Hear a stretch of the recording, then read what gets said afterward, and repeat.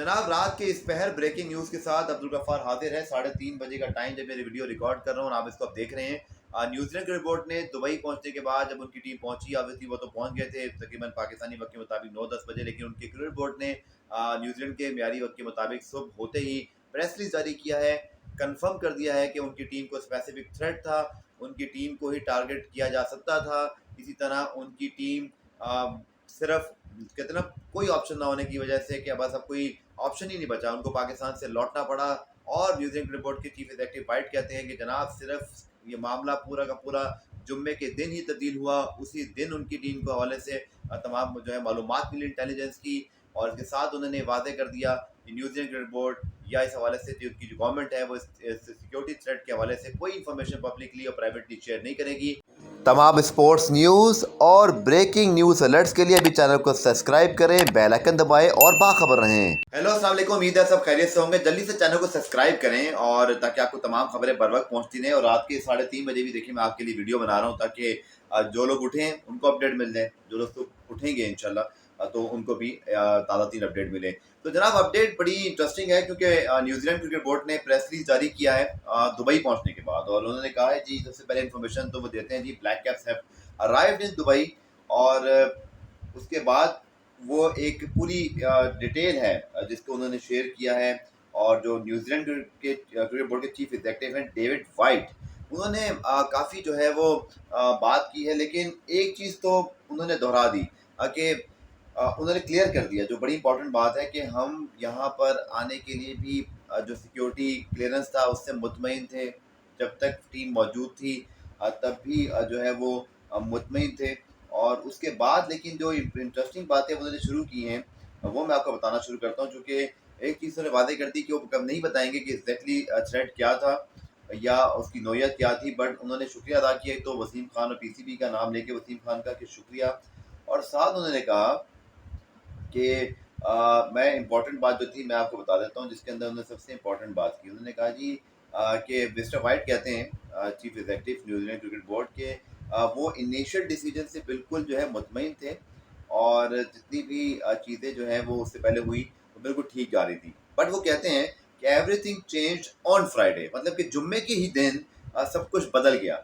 और the advice change, the threat level change, and as a consequences we took the only responsible course of action जो कि उसको possible था। यानी कि वो कहते हैं, अब ये बड़ी इंपॉर्टेंट बात है। साथ साथ जो इसमें और जो चीज़ें हैं इंपॉर्टेंट वो भी मैं आपको पढ़ के बता देता हूँ। एक तो जी वो कहते हैं जी उनका जो ग्रुप है 24 उनमें से न्यूजीलैंड वापस जाएंगे, बाकी लोग वर्ल्ड T20 के लिए ठहर जाएंगे।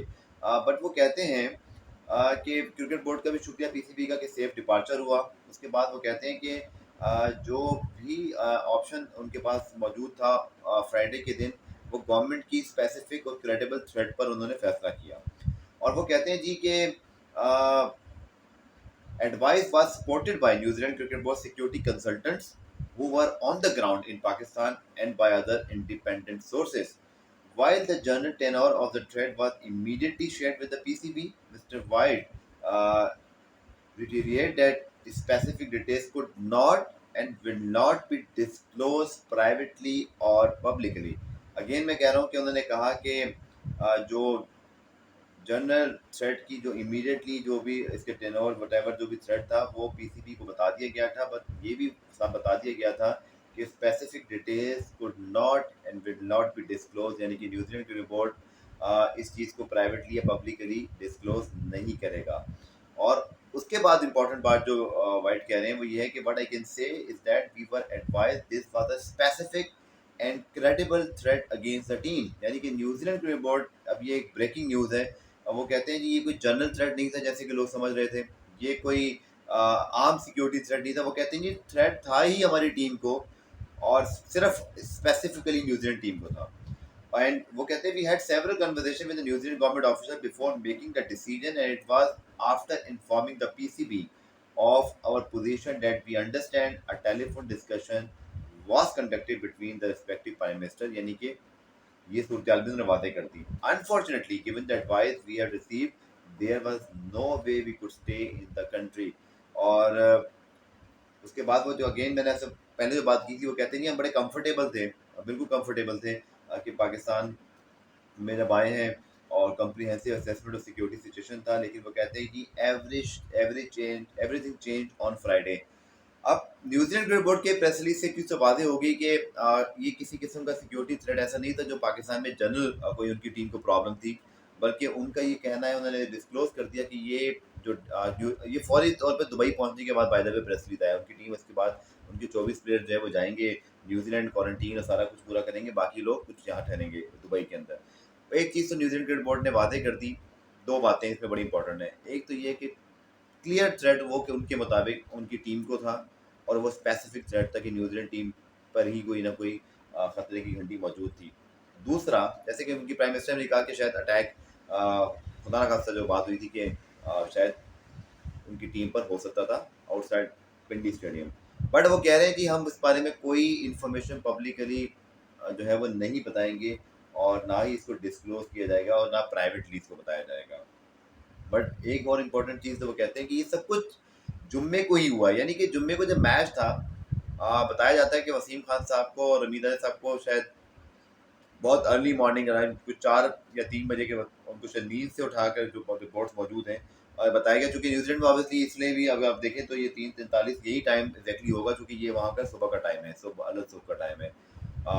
और वहाँ पर जो है प्रेस रिलीज ऑब्वियसली इशू हुआ है। टीम तो खैर 6 बजे यहाँ से निकली थी, तो वो तो 2 घंटे बाद पहुँच गए होंगे, बट ये press release New Zealand cricket board से जारी हुआ है, ऑकलैंड से, और न्यूजीलैंड क्रिकेट बोर्ड की वेबसाइट में मौजूद है। सो अब ये एक नई बहस होगी कि पाकिस्तान में ऐसा क्या थ्रेट था न्यूजीलैंड टीम को जो स्पेसिफिक उनकी टीम के लिए ही मौजूद था। और फिर फ्राइडे को सूरत हाल यानी कि तब्दील हुई है पूरी की पूरी जुम्मे को, इससे पहले कोई चीज़ नहीं थी, जुम्मे को ही तकरीबन इसी वक्त रात में 3:30 बजे ये सारी बातें जो है वो पाकिस्तान क्रिकेट बोर्ड को कन्वे हुई, और उसके बाद सारी चीज़ें तब्दील हुई। तो न्यूजीलैंड क्रिकेट बोर्ड का ये प्रेस रिलीज बड़ा अहमियत का हामिल है, क्योंकि उन्होंने इसकी अपडेट दी है, साफ बता दिया कि वो नहीं बताएंगे कि क्या एग्जैक्टली थ्रेट था, उसकी नोयत क्या थी पब्लिकली और प्राइवेटली, बट ये जरूर बता दिया कि उनकी टीम को ही एक जेन्युइन थ्रेट था, जिसके बाद उनके पास कोई ऑप्शन नहीं था कि वो वापस आ जाएं, और ऐसा उन्होंने पाकिस्तान क्रिकेट बोर्ड को बता दिया था कि उनके पास भी कोई ऑप्शन नहीं है कि वो वापस चले जाएं। सो एक बहुत बड़ी डेवलपमेंट इस दुनिया की, इस वक्त दुनिया क्रिकेट की सबसे बड़ी स्टोरी जो कुछ दिन से बनी हुई है, और स्टोरी ने दुनिया की तमाम और चीज़ों को क्रिकेट में होने वाली उनको बिल्कुल शेडो किया है, और अनफॉर्चुनेटली पाकिस्तान इसमें एक रिसीविंग एंड पर है।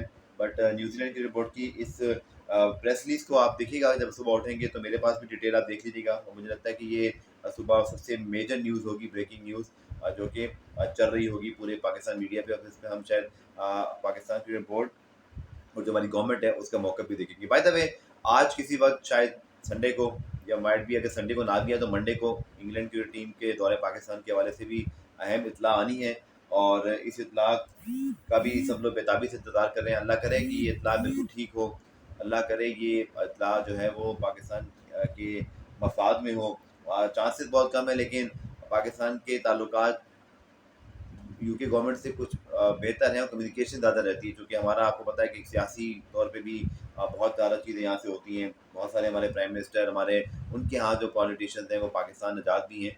सो ये एक चीज़ मुझे लगता है कि थोड़ी हम अपनी बात को कन्वे कर सकते हैं। न्यूजीलैंड के साथ तो हमारा वो रिलेशनशिप नहीं है जिसके अंदर हमारे लोग वहाँ इन्वॉल्व हों, बट लेट्स सी क्या होता है। जैसी कोई अपडेट आती है आई विल शेयर यू। आप चैनल को सब्सक्राइब करें ताकि इसी तरह